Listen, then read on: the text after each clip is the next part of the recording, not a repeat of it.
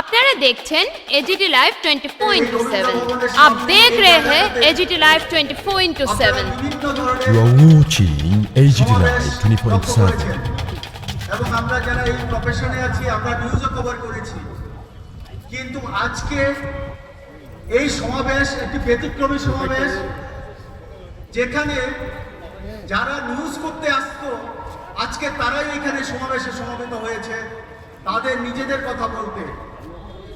স্বাভাবিকভাবে আগরতলাবাসী এবং ত্রিপুরাবাসীর মধ্যে এই প্রশ্ন উঠবে যে যারা অন্যের খবর করার জন্য এখানে আসে আজকে তারা কেন নিজেরা রাস্তায় নেমে এসছে, এই প্রশ্নটা সবার মনেই হবে। স্বাভাবিকভাবে আপনারা বুঝতে পারছেন যে একটা অনভিপ্রেত পরিস্থিতির পরিপ্রেক্ষিতে, যে পরিস্থিতিটাতে আমাদের পিঠ থেকে গেছে দেওয়ালে, সেই পরিস্থিতিতে আমাদের আজকে বাধ্য হয়ে রাস্তায় নামতে হয়েছে। আমাদের এই জায়গায় আসার কথা ছিল না। আমাদের কাজ হলো অফিসে এবং ফিল্ডে কাজ করা, মানুষ, বিপন্ন মানুষের সংবাদ, বিপন্ন মানুষের কথা, বিপন্ন মানুষের দুর্দশার কথা সরকারের দৃষ্টিতে নিয়ে যাওয়া, তারা যাতে একটু সুফল পায় তার জন্য কাজ করা, উন্নয়নের পক্ষে কাজ করা, গণতন্ত্র রক্ষার পক্ষে কাজ করা। কিন্তু আজকে আমরা এমন এক অবস্থায় পরিণত হয়েছে আমাদের অবস্থা, তার জন্য আমাদের রাস্তায় নামতে হয়েছে। আপনারা জানেন আমাদের ভারতবর্ষ একটি সংসদীয় গণতান্ত্রিক ব্যবস্থা চালু রয়েছে, যে ব্যবস্থা আমাদের সংবিধানকে অনুসরণ করে চলতে হয়। এবং এই যে ব্যবস্থা আমাদের মধ্যে রয়েছে, সংবিধান, আইনসভা, ব্যুরোক্রেসি, এই সব কিছু দেখাশোনার জন্য যাতে ঠিকমতো পরিচালিত হয় তার জন্য আমাদের সংবিধান রয়েছে। আর সব কিছু ঠিকভাবে চলছে কিনা সেটা পর্যবেক্ষণ করার জন্য অঘোষিতভাবে দায়িত্ব দেওয়া আছে সাংবাদিকদের কাছে। তাই জন্য ভারতবর্ষের সাংবাদিকদের বলা হয় অনির্বাচিত জনপ্রতিনিধি। আমরা জনগণের ভোটে, সরাসরি জনগণের ভোটে নির্বাচিত হই না, কিন্তু আমরা জনগণের নির্বাচিত প্রতিনিধি হিসাবে সমস্ত বিষয়ের উপরে, আইনসভা থেকে ব্যুরোক্রেসি পর্যন্ত সব জায়গাতে যার ঠিকমতো চলছে কিনা আমরা ঠিকমতো পর্যবেক্ষণ করি এবং তার গুরু দায়িত্ব আমরা পালন করি। কিন্তু আপনারা জানেন যে তাই জন্যই আমাদের সংবিধানের এবং গণতন্ত্রের চতুর্থ স্তম্ভ বলে অভিহিত করা হয়। কিন্তু আমরা উদ্বেগের সঙ্গে লক্ষ্য করছি এই যে চারটি স্তম্ভের মধ্যে তিনটা স্তম্ভের স্ফীতি, উন্নতি, প্রগতি যে গতিতে হচ্ছে, চতুর্থ স্তম্ভের অগ্রগতি সে গতিতে হচ্ছে না। আমরা দিনের পর দিন বিভিন্নভাবে, বিভিন্ন কৌশলে, বিভিন্ন কায়দায় আমাদের দমিয়ে রাখা হচ্ছে এবং আমাদের গণতান্ত্রিক অধিকার, গণতান্ত্রিক কথা বলার কণ্ঠস্বর সবকিছু দমিয়ে রাখা হয়, যাতে আমরা ঠিকমতো কথা বলতে পারি না, সত্য কথা বলতে পারি না, আমরা লিখতে পারি না, আমাদের লেখার মধ্যে বিভিন্ন ধরনের বাধা সৃষ্টি করা হয়।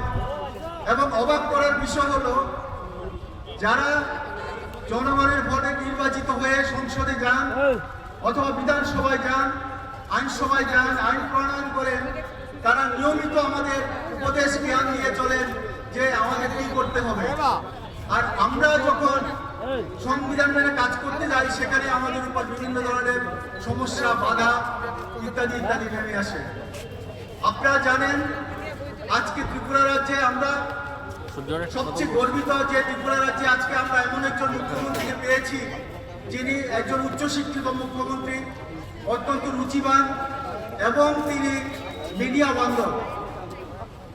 কিন্তু তারপরও আমরা লক্ষ্য করছি তিনি অনেকভাবে চেষ্টা করছেন রাজ্যের সাংবাদিকদের জীবনযাত্রার মান উন্নত করার জন্য, রাজ্যের সাংবাদিকরা যাতে তাদের গণতান্ত্রিক অধিকার ভোগ করতে পারে এবং তাদের সমস্যাগুলি যাতে চিহ্নিত করে তাদের সমাধান করা যায় তার জন্য তিনি ইতিমধ্যে অনেকগুলো ইনিশিয়েটিভ নিয়েছেন।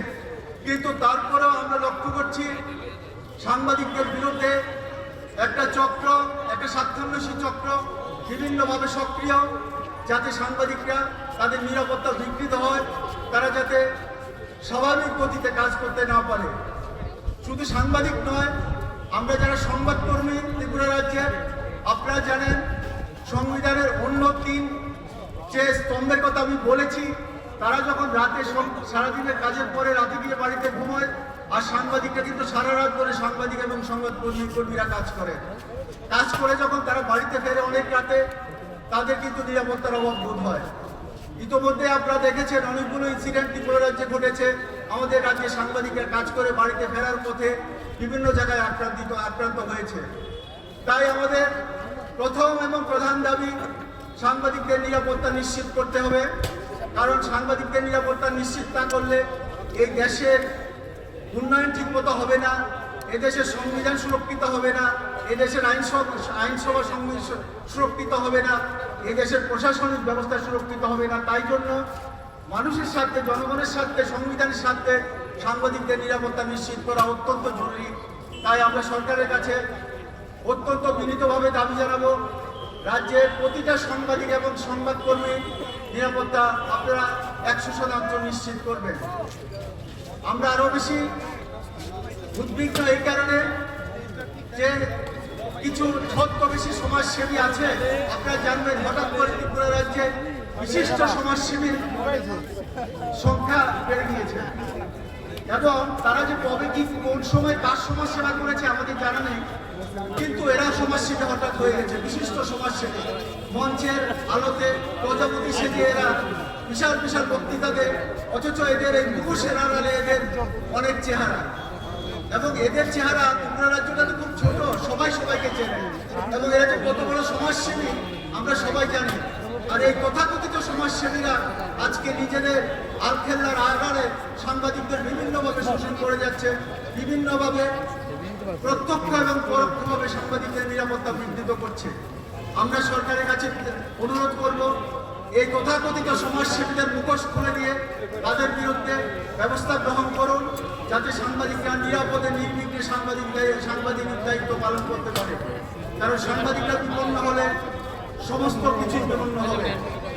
আমাদের আরো কিছু দাবি দেওয়া আছে। আপনারা জানেন যে এই রাজ্যের সাংবাদিকরা, আমি প্রথমে বলেছি, সাংবাদিকরা সংবিধানের 3টা পিলার যেভাবে উন্নতি হচ্ছে, সাংবাদিকদের সেভাবে হচ্ছে না। তাই জন্য আমাদের রাজ্যের সাংবাদিকদের অনেকেই যারা বিভিন্ন শহরে কাজ করে, তাদের এখনো তাদের বসবাসের কোনো জায়গা জমি নেই, বাড়ি অন্যের বাড়িতে ভাড়া থেকে কাজ করে। আমরা সরকারের কাছে দীর্ঘদিন ধরে দাবি জানিয়ে আসছি, সাংবাদিকরা যিনি যে শহরে কাজ করেন তাকে সেখানে 1 খণ্ড করে জায়গা দেওয়ার জন্য, যেখানে তিনি বাড়ি। আবারও সরকারের কাছে দাবি জানাবো, সাংবাদিকদের নিশ্চিত নিরাপত্তা এবং পাশাপাশি তাদের মাথা গোঁজার একটা ঠাঁই করে দেওয়ার জন্য প্রতিটা শহরে সাংবাদিকরা যেখানে কাজ করছেন সেখানেই তাকে 1 খণ্ড করে জায়গা দেওয়ার জন্য বিনামূল্যে যাতে তারা সেখানে ঘর করতে পারে। এটা শুধু ত্রিপুরা রাজ্যে নয়, ভারতবর্ষের সমস্ত রাজ্যে সাংবাদিকদের জন্য এই ওয়েলফেয়ার কাজটা রয়েছে এবং করাও আছে। শুধু ইন্ডিয়াতে নয়, ইন্ডিয়ার বাইরে অন্যান্য দেশেও আছে, কিন্তু আমাদের ত্রিপুরা রাজ্যে সাংবাদিকদের বাসস্থানের কোনো ব্যবস্থা করা হয় না আজকে দীর্ঘ বছর ধরে। আমরা সরকারের কাছে আবারও দাবি জানাবো, সাংবাদিকদের বাসস্থানের ব্যবস্থা করে দিতে। সাংবাদিকদের আরো অনেকগুলো সমস্যা রয়েছে। আপনারা জানেন সংবাদকর্মী যারা বন্ধুরা রয়েছেন তাদের সমস্যা রয়েছে, এবং আমাদের রাজ্যের আপনার বাড়িতে সকালবেলা যে পৌঁছে দেন খবরটা, যে সরকার ভাই যিনি সকালবেলা আপনার বাড়িতে পত্রিকাটা পৌঁছে দেন, সে গ্রীষ্ম বর্ষা সমস্ত কিছু উপেক্ষা করে সে হকার ভাইদের অনেক সমস্যা রয়েছে। তারাও কিন্তু আমাদের একসঙ্গে আমাদের এই কাজ করে, কারণ তারা না থাকলে আমাদের সারাদিনের যে পরিশ্রম, আমরা যে সংবাদপত্রটা তৈরি করি সেটা আপনার বাড়িতে পৌঁছবে না। তারাও আমাদের এই মিডিয়া ইন্ডাস্ট্রির অঙ্গ, অথচ তাদের জীবনযাত্রার মান অত্যন্ত দুর্বল। তাই আমরা সরকারের কাছে এবার দাবি করছি যে তাদের সকলের জন্য সামাজিক ভাতার আপনারা ব্যবস্থা করুন। আপনারা বিভিন্নভাবে সমাজের দুর্বলতর অংশের মানুষের জন্য সোশ্যাল ওয়েলফেয়ার ডিপার্টমেন্ট থেকে মাসিক সামাজিক ভাতার ব্যবস্থা করে থাকেন। তাই আমাদের দাবি, তাদের জন্য আপনারা সামাজিক ভাতার ব্যবস্থা করুন।